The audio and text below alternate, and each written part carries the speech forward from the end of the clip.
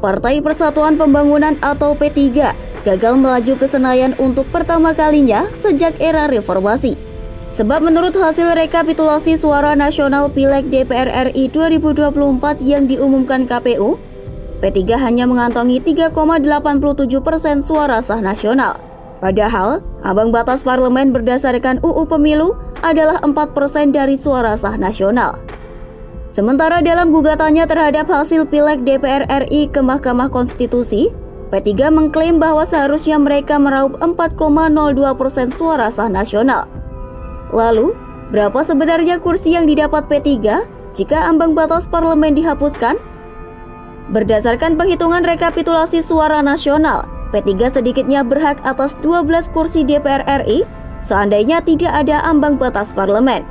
Angka itu didapatkan berdasarkan metode Sainte yang diterapkan untuk konversi suara Pileg DPR RI di Indonesia. Di sisi lain, penerapan ambang batas parlemen kini menuai pro kontra. Penerapan ambang batas terbukti membuat 17.304.304 suara atau 11,4% suara untuk 10 partai politik terbuang walaupun sebanyak apapun caleg mereka meraup suara di dapilnya. Itu karena masing-masing dari 10 partai ini gagal mengamankan lebih dari 4% suara sah nasional. Ke-10 partai tersebut adalah P3, PSI, Perindo, Partai Gelora, Partai Hanura, Partai Buruh, Partai Umat, PBB, Partai Garuda, dan PKN.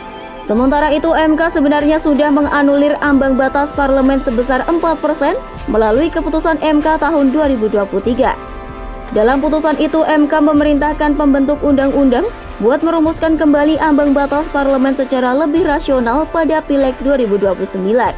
Sehingga Pileg 2024 bisa jadi merupakan terakhir kalinya besaran ambang batas parlemen 4%.